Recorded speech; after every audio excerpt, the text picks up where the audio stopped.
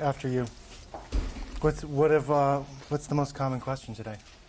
Oh, what did you draw from yourself, or what similarities do you see between yourself and Alexander? Yeah. Did you see any? No. No. Yeah, I mean, this is a long time ago. It's BC, 323 BC. I mean... Yeah, I know, yeah.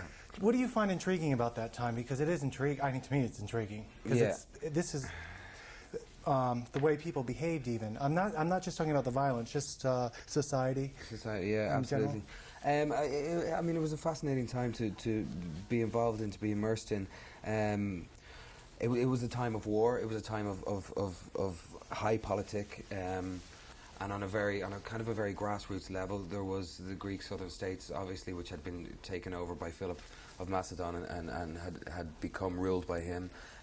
Philip wasn't just an amazing general; he was an incredible politician as well. But there was there seemed to be an acceptance of leaders, or there seemed to be people at the grassroots level seemed to have a love or a respect for the leaders then. As I said, it was a time of great war, so most men, if they weren't politicians, were soldiers. It was either one or the other. You were either a classical thinker and a politician, or you were more gregarious and a soldier. But it was a time of great education in respect to Alexander as well, of great classical thought.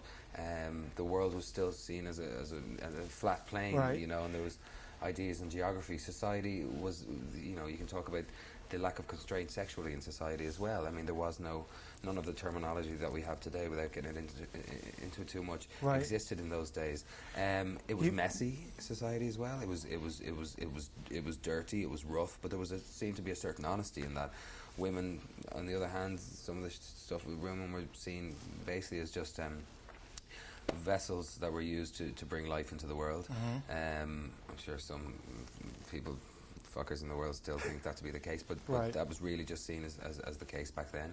And men went off and had their lives and did the fighting and the fucking wherever they wanted, you know. Right.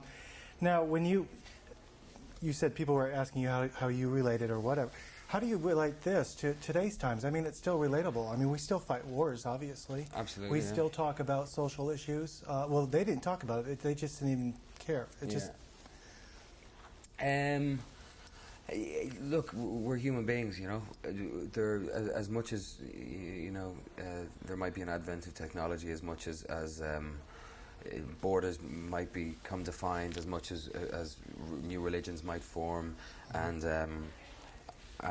wars might re-emerge, certain conflicts might be recreated or be created for the first time. We're still human beings. Nothing really changes. We still worry about the same things. We still care about the same things. Greed is still very prevalent in the world, as prevalent as it was in Alexander's day, if not more. Because in that time it was kind of like everyone was trying to conquer everyone in that time. It was kind of like, now there has been boundaries, now there has been borders set up, now there is republics. There are still places in the world where obviously those things come into question, but there is a certain existence of these republics and these countries and these spaces that are inhabited by these people, and laws that differentiate from place to place. Well, back then that wasn't the case. It was kind of open season all around. Persia was fucking invading Greece. Greece was then trying to get their own back on Persia. And it was, as I said, a high time of war. War was also fought back then as a pitched battle. There was a time and a place that was agreed on, by and large. There was some, you know, smaller factions and villages that, and some more kind of skirmish orientated fighting as they went further east in Alexander's time. But you know, the battles lasted. A war lasted anywhere between 20 minutes and an hour. Okay, the siege of Tyre was 6 months to a year, and that was a very different example. Where did you learn? Well, obviously you took history in school, but when you took on this role, did you really go back in and look at history, or did you kind of know it, a lot of it? No, I didn't know. I didn't know any of it at all, and at all, because I was never good at history in school, and that's that. But But now you find it fascinating when you've looked into it. Yeah, it's an amazing time, and I'm still not finished looking into it. I mean, I haven't really thought of it that much. I stepped away from it and kind of tried to purge myself, cleanse myself of it after I finished it. But I'd love to delve into it again. And there's so much I don't know about this time. I mean, really, like a shitload.